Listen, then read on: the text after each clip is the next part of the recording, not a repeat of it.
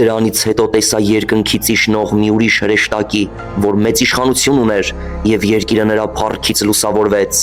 Նա բարձրաձայն ուժգին աղաղակեց ու ասաց.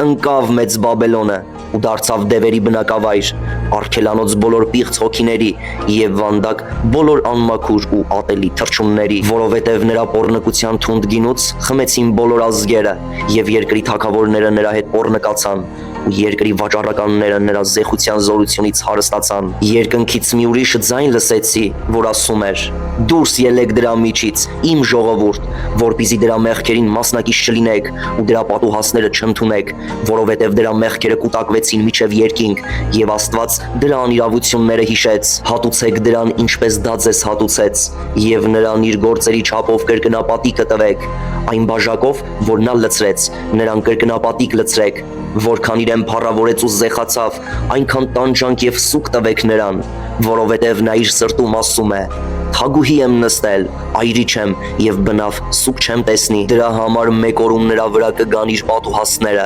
մահ, սուկ եւ սով, եւ կրակով պիտի այրվի, որովհետև զորավոր է Տերը, Աստված, նրան դատապարտողը, եւ նրա վրա պիտի լան ու ողբան երկրի թագավորները, որոնք նրա հետ պոռնկացան եւ զեխություն արեցին։ Երբ նրա այրվելու ծուխը տեսնեն, նրա տանջանքի վախից հեռու կանգնած կասեն. Վայ քեզ, մեծ քաղաք Բաբելոն, հզոր քաղաք, որ դատաստանդ մեկ ժամում հասավ, եւ երկրի վաճառականները նրա վրա ողբ եւ սուկ պիտի անեն, որովհետեւ այլևս ոչ ոք չի գնելու իրենց ապրանքը, ոսկին եւ արծաթը, թանկարժեք քարերը եւ մարգարիտը, բեհեզը եւ ծիրանին, մետաքսը եւ ворթան կարմիրը, խնկի ամեն տեսակ փայտ եւ փղոսկրի ամեն անոթ, ամեն ազնիվ փայտից ու պղնձից, երկաթից ու մարմարից պատրաստված անոթ, դարչին, խունկեր, յուղ, կնդրուկ, գինի, ձետ, ալյուր, ցորեն, արջառներ, ոչխարներ, ձիեր եւ կառքեր, մարմիններ եւ մարդկային կյանքեր, եւ հոգուտ ցանկալի պտուղները քեզանից հեռացան,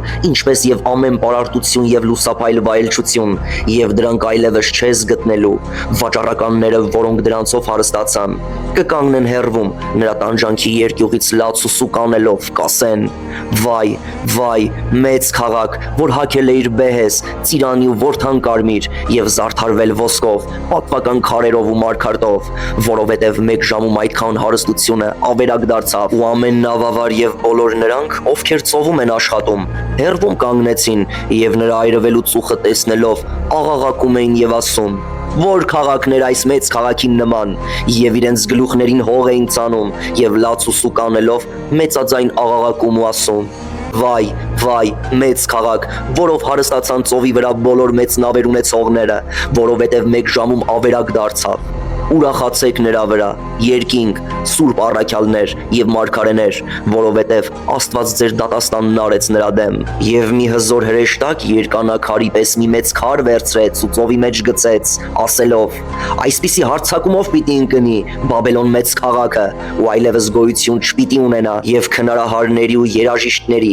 սրնգահարների ու փողահարների ձայնը այլևս քո մեջ չպիտի լսվի, եւ քո մեջ այլևս ոչ մի արհեստավոր չպիտի գտնվի, ու երկանքի ձայն այլևս չպիտի լսվի քո մեջ, ճրագի լույսը այլևս չպիտի փայլի քո մեջ, հեսայի եւ հարսի ձայնը այլևս քո մեջ բնավ չպիտի լսվի, որովհետեւ քո վաճառականները երկրի մեծամեծներն էին, որովհետեւ քո կախարդությամբ մոլորվեցին բոլոր ազգերը,